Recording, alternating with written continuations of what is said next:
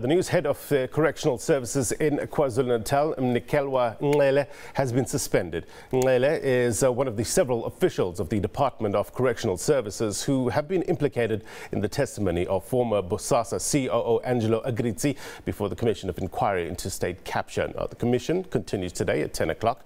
Yesterday, Agrizzi gave details of contracts obtained by the company in the Correctional Services Department. He told the commission about the dealings of the front companies that were used by Bosasa to get tenders. The proceedings were used to corroborate his evidence with the findings of the SIU investigation into tender irregularities at correctional services. Agrizzi also confirmed that the inquiry that Bosasa CEO Gavin Watson asked the SIU for time before it starts its investigation. This would allow Watson the opportunity to delete information that would incriminate the company. So, as you heard, latest developments with regards to that case. The Police and Prison Civil Rights Union has dismissed the allegations that one of its officials had been involved in taking kickbacks from Bosasa Operations in order to oil the wheels of the group's companies to award it lucrative tenders, contracts in the Department of Correctional Services. This comes after former Bosasa COO Angelo Agrizzi testified at the Zondo Commission of Inquiry on Wednesday that a former Popcru General Secretary, identified only as SPU, together with high-ranking officials from the department, were paid a R1 million bribe every month from 2007. Let's get more on the story now. And Popcru spokesperson Richard Mamabolo joins me now live in studio. Richard, thank you very much indeed for your time. Are you surprised, firstly, by some of the allegations that's coming out there? Look, we are not surprised by any allegations over the corruption that has been happening within the department and Bosasa. In fact, I think Popcru was one of the first unions to actually call out for government to actually stop privatizing prisons, but also that we were against standardization. And of course, we've been fierce critics of the department and Bosasa from the inception. So with relation to the allegations that have been made that there was an official from Popcru who attended one of the meetings which obviously looked into how they bribe each other, we think that could not have been possible. Firstly, we do not Why not?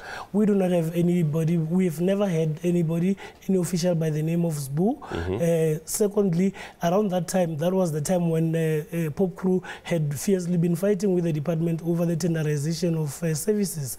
And of course, at that time, we also had about 540 of our members dismissed by the department. So relations were not at all well at the time. And again, when such allegations came about, Ngele was one of the people who is alleged to have been there. You know, we think that somebody could have been used as a decoy to basically create some form of a buy-in that Popcru would support whatever processes that were going on at the time, but it has never been proven. And of course, we've written a letter to the commission as well, so that there's further investigation into who this person is. We've got interest to know who that person is. Richard, you say you're not surprised by some of the allegations that are coming through. Do you have any information as Popcru to corroborate some of the evidence that's being put forward to the Commission? Look, what doesn't surprise us is the fact that we have from the onset been arguing against the relationship between Bosasa and its subsidiaries as well with the Department of Correctional Services. And since then, we've obviously had a rough relationship with the Department of Correctional Services. Most of our members have been victimized over the years. We had clearly suspected that there is something going on, because you remember that the tenders are worth over R1 billion, and we had argued that that money could be used in ensuring that the department lives up to its mandate. If you had suspicions, why didn't you approach the relevant authorities? We have been raising all this over the years. We've got records. We've even been using some of the Sunday newspapers on a weekly basis to report, to speak about the corruption that has been happening between the department and Bosasa. Who have you reported it to? Look, we've raised it with the Hawks, we've raised it with everyone. Again, their response? Look, there has not been any form of response. You remember that the SIU as well concluded their findings in 2009. Since then, they have not issued it up until today, you see. So those are some of the challenges that we've been going through, but we have never stopped speaking about the challenges within the department as well.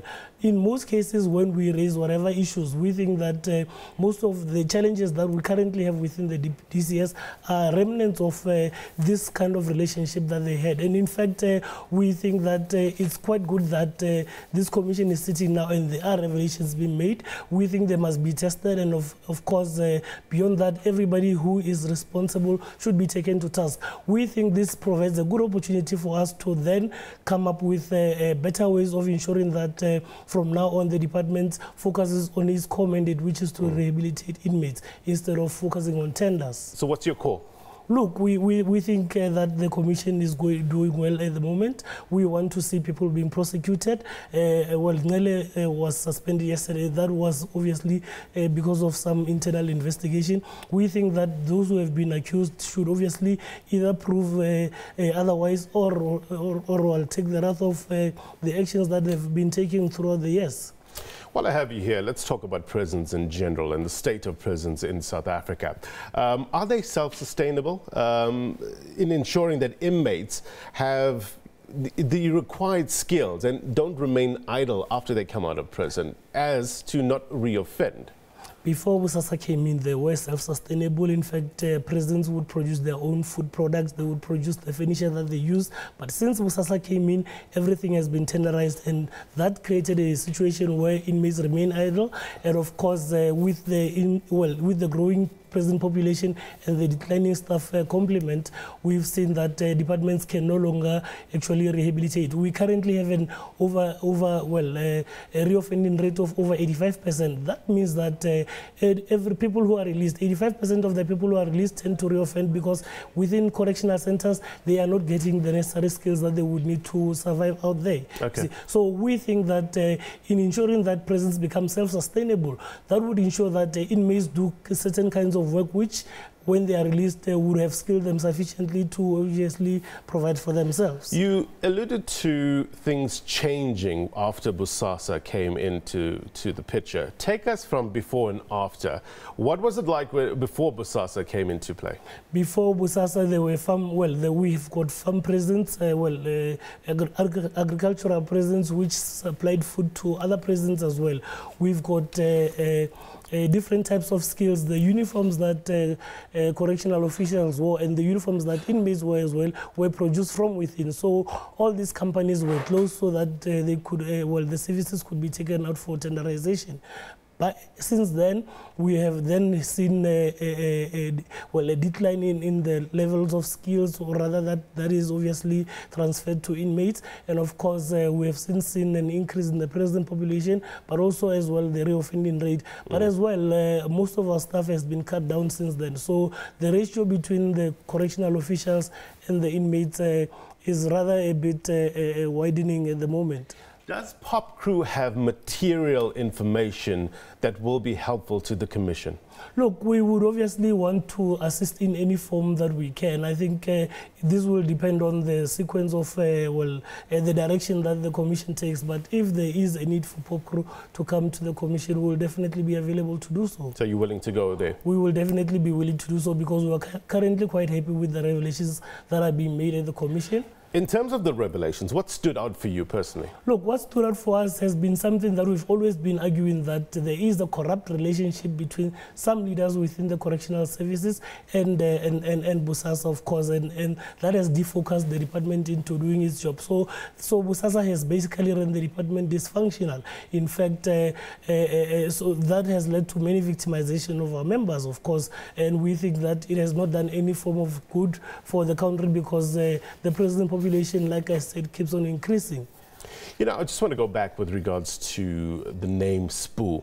Could it be a case of using a false name, but that member is in Popcru? Could it be that case? It is highly unlikely because at the time, like I'm saying, at the time we were really having serious fights with the Department of Correctional Services and Bosasa.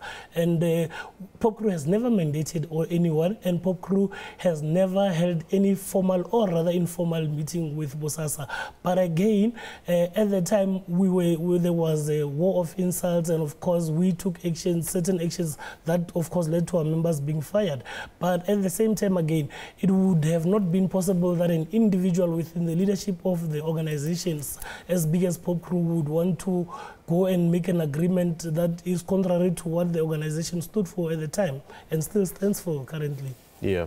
Richard, thank you very much indeed for your time, as always, and appreciate you coming and clarifying certain issues. Richard Mamabolo there is from spokesperson for Popcru. Okay.